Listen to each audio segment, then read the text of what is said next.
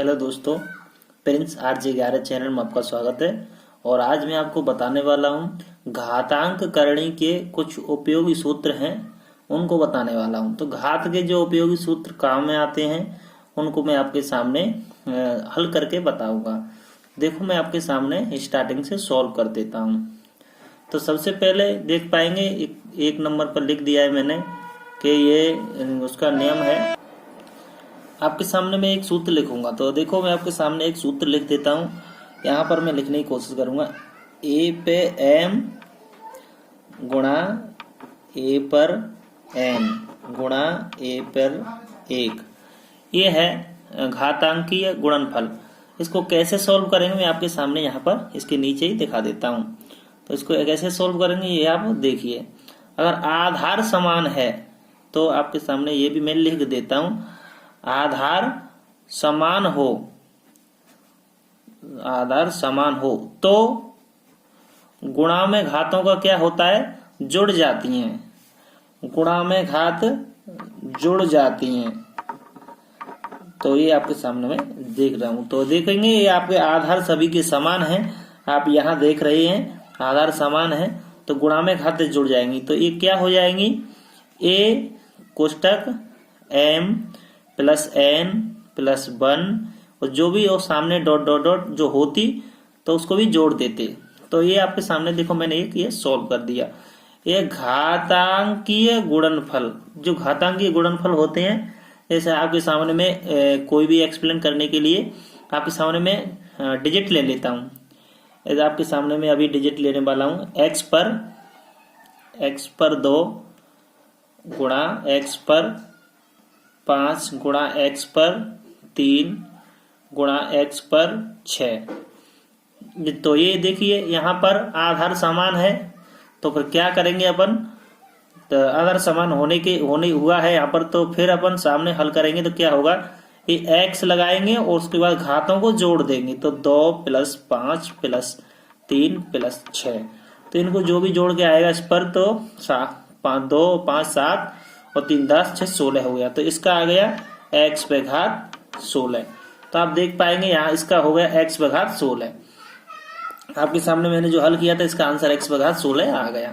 अब देख पाएंगे एक दूसरा इसमें मैंने लिखा हुआ है घातांकीय भाग। तो घातांकीय भाग मतलब घात में भाग का क्या वो है, मैं आपके सामने उसको बता देता हूँ। तो आपके सामने देखो घातांकीय भाग में आप क्या कहते हैं, मैं इसमें ले लेता हूँ A पर घात M भागन A पे घात N, इन दोनों को ले लेते हैं। उसके बाद हल करेंगे तो क्या आएगा, इसको ऐसे हल करेंगे A पर M अपॉन भाग लगाएंगे A पर N।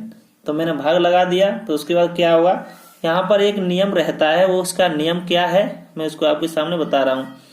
अगर घात भाग में हो, सॉरी ये गलत हो गया, अगर मतलब भाग में हो, घात तो सही है, अगर भाग दिया जा रहा हो घातों का तो क्या करेंगे, भाग दिया जा रहा हो तो भाग में क्या होती है, घात जुड़ जाती हैं। भाग में घात घट जाती हैं, सॉरी गलत हो गया, यहाँ भाग में घात घट जाती हैं ये आएगा। तो भाग में घात घट जाती हैं। तो आपके सामने फिर मैं दिखाऊंगा। तो ये था A पर M बटे A पर N। तो ये इसका आगे क्या होगा, आधार तो समान है तो सभी के घात ऐसे हो जाएंगी। अगर आधार समान हो तो, यहाँ पर सभी में रूल्स है आधार समान हो तो। अब इसको मैं आपके सामने डिजिट के लिए भी दिखा देता हूँ। तो देखो मैं इसमें डिजिट लेता हूँ आपके सामने, तो ले लेता हूँ इस पर x पर घात 13 भागन x पे घात 8। इसको क्या करेंगे, सबसे पहले तो वही करेंगे जो करते हैं हम। तो देखो इसको मैं यहाँ पर हल कर लेता हूँ। तो x पर घात 13 भागन x पे घात 8, तो क्या होगा, आधार समान है तो x पे घात 13 माइनस 8 ये हो जाएगी। तो x पर कितना बच गया, 5। तो x पर कितना बच गया, 5। तो x पर 5 बच गया। तो इसका आंसर आ गया x पर 5। तो आपके सामने मैंने दिखाया, ये था घातांकीय भाग। और आपके सामने नीचे चलता हूं मैं, घात की घात, इसमें है ये नया तीसरा है, वो है घात की घात। तो देखो इसमें घात की घात में क्या है, अगर घात पर घात हो तो सबसे पहले मैं आपके सामने लिख लेता हूँ, कोष्टक लगाऊंगा और कोष्टक लगाने के बाद इसमें लिख दूंगा छोटा कोष्टक, ये सबसे छोटा कोष्टक। तो ए पर घात लगाऊंगा एम, फिर कोष्टक बंद कर दूंगा, फिर इस पर लगाऊंगा घात एन, फिर जो ए वाला कोष्टक था ये बंद कर दूंगा। थोड़ा मैं कोष्टक सही नहीं बना पाता हूँ, आप देख लेना। फिर इस पर घात लगाऊंगा एक, फिर इस पर बड़ा कोष्टक लगाऊंगा, इस पर घात लगाऊंगा पी। तो आप यहाँ पर देख पा रहे होंगे कि ये मैंने लिख दिया है। तो इसको कैसे सॉल्व करेंगे, घात तो एक ही है, इसमें घात अलग अलग हैं, आधार एक ही है। इसको कैसे हल करेंगे तो उसके लिए मैं आपको इधर बता देता हूं। तो आपके सामने मैं बताऊंगा, देखो इसको ऐसे हल करेंगे, ए उस पर घात लगाएंगे, घात की घात है तो मल्टीप्लाई होता जाता है। तो ए मल्टीप्लाई, इसमें डॉट लगाएंगे, लगा दे तो लगाए, नहीं अपनी मर्जी है, नहीं तो इस पर आप डॉट लगा दे तो अच्छा है। ए इंटू, मैं गुणा लगा देता हूँ, ए इंटू एन इंटू एक इंटू पी।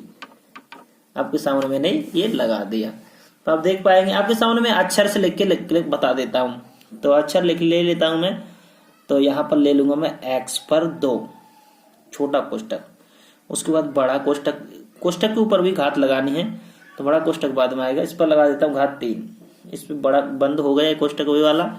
और उसके बाद इस पर भी घात लगानी है मुझे 5, तो ये वाला भी कोष्टक अब बंद कर दो, इस पर भी घात लगा दो 2, इस पर मैंने घात लगा दी 2। तो देखो ये क्या होगा, इसका ये सब मल्टीप्लाई हो जाएंगी, घाते हैं ना गुणा में हो जाएंगी। तो इस पर लगाएंगे ऐसे x, इस यहाँ पर लेंगे कोष्टक 2 गुणा 3 गुणा 5 गुणा 2। तो इनका करेंगे 3 दूनी 6, 6 पंजे 30 और 30 दूनी 60। तो x बराबर x पे घात 60, सॉरी बराबर नहीं, x पे घात 60, ये इसका आंसर रहा। तो ऐसे आएगा x पे घात 60। तो आप ये देख पाएंगे। फिर चौथा नंबर है गुणनफल की घात। गुणनफल की घात है, नीचे आपको 5वां नंबर भी दिख रहा होगा, वो भी आपके सामने अभी आएगा, लेकिन मैं आपके सामने गुणनफल की घात का ही बता देता हूं। तो कैसे होगा इसको, ये भी मैं आपके सामने दिखा देता हूं। गुणनफल की घात के लिए आप सबसे पहले इसमें ए रखें, ए गुणा बी गुणा सी। आप सोचें पॉइंट से कैसे गुणा हो जाए, पॉइंट का मतलब गुणा होता है, और इसको बंद कर दें और उस पर घात लगा दें एन। तो इसका मतलब क्या हुआ, आप ये देख पा रहे होंगे, इसका मतलब ये हुआ कि ए पर भी एन है और बी पर भी एन है और सी पर भी एन है। आपने देखा ए पर भी एन है और बी पर भी एन है और सी पर भी एन है। तो मैं आपको डिजिट से बता देता हूँ, यहाँ डिजिट ले लेता हूँ, मत माना कि मैं ले लेता हूँ यहाँ पर जैसा कि मैं ले लेता हूं यहाँ पर 2 पर 2 गुणा 3 गुणा 7, उस पर घात ले लेता हूं 3। तो इसको क्या करूंगा मैं, उसके लिए इस पे घात है 2 पर 3 गुणा 3 पर 3 गुणा 7 पर 3। इसका मतलब ये हुआ, तो आप 2 पर 3 करेंगे तो 2 दूनी 4, 4 दूनी इसका 8 निकल के आया, इसका 27 आएगा और इसका आएगा 343। मतलब इसका तीनों का मल्टीप्लाई करेंगे। तो आप ऐसे भी कर सकते हैं, अगर तीनों को जोड़ने के बाद भी मल्टीप्लाई करेंगे तो आंसर वही आएगा। तो आपने ये देखा, मैंने ये बताया तो आप इसको समझ गए होंगे। और चौथा नंबर आपके सामने मैंने बता दिया। 5वां नंबर आएगा व्युत्क्रम का नियम। तो ये 6 नंबर भी मैं आपको नीचे दिखाता जा रहा हूँ साथ में कि नेक्स्ट कौन सा है, नेक्स्ट कौन सा है, तो वो भी दिखा रहा हूँ। व्युत्क्रम का नियम क्या है ये आप देख पाएंगे।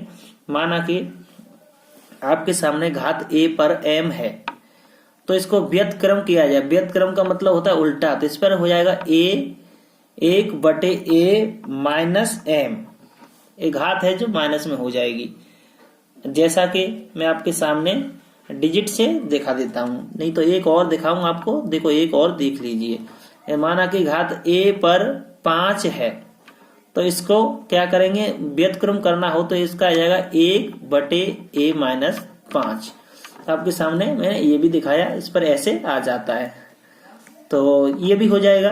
और दूसरी बात, अगर कोई घात के ऊपर घात है तो ये भी वही काम होगा जो मैंने आपको दिखाया था। इसमें एक तो ये रहता है और सेकंड रहता है क्या, इसमें ऐसे रहता है x/y, x/y पे घात है m, तो इसको व्युत्क्रम किया जाएगा, इसका उल्टा किया जाएगा तो क्या होगा, ये y/m x हो जाएगा, लेकिन जो घात है ना वो माइनस में m हो जाएगी, माइनस में m हो जाएगी, आप देख पा रहे हैं। और दूसरी बात, अगर यहाँ पर ऐसा होता x बटे x छोड़ देता हूं मैं, a बटे b लेता हूं, उसके बाद ऊपर घात लेता हूं 3, तो इसका क्या होगा, -3 ले लेता हूं, माइनस में, प्लस में ऊपर ली थी ना इसलिए। तो क्या करेंगे, इसका व्युत्क्रम करेंगे तो b बटे a हो जाएगा, माइनस की है तो प्लस की हो जाएगी। अगर कोई प्लस की घात होती है तो एक अपॉन में जाने के बाद माइनस की हो जाएगी, ऐसे कोई भी घात हो। मैंने आपको ये दिखाया है, दूसरा नियम भी दिखा दिया आपके सामने। फिर मैं चलता हूं, एक मेरा छठा नियम है घात का शून्य होना। घात कैसे शून्य होगी इसके बारे में आपको बता देता हूं। देखो, घात का शून्य होना, तो इसके लिए आप क्या करेंगे, किसी संख्या पर माना कि घात है, ऐसे मैं यहां पर बता देता हूं, a पर घात 0 है या 50 पर घात 0 है, या आप सोच रहे होंगे कि ये 11 पर घात भी 0 है, या कोमा लगाता चलूंगा, या 100 पर भी घात 1100 पर भी घात 0 है। इन सभी का मान क्या आएगा, 1 आएगा। माना कि किसी संख्या का 10,540, उस पर भी घात 0, इसका मान भी 1 है। कितनी भी बड़ी संख्या हो उसका मान 1 होगा अगर घात 0 है तो। ये घातांक का शून्य नियम था, आपके सामने मैंने छठा नियम बता दिया। अब सातवां नियम भी आपके सामने बताऊंगा। चलो सातवां नियम देखते हैं। ये रहा आपके सामने सातवां नियम। अगर आप यहाँ नहीं देख पा रहे हो तो 7 इधर लिखा हुआ है, आपके सामने ये दिख गया होगा। सातवां नियम आपको दिख चुका है। तो सातवां नियम आपका ये रहा, व्युत्क्रम का घात है। अगर यहाँ पर आपको नहीं दिख रहा है तो मैं 7 आपके सामने लिख देता हूँ। तो सातवां नियम क्या है वो आप देखें। सातवां नियम है व्युत्क्रम घात का नियम।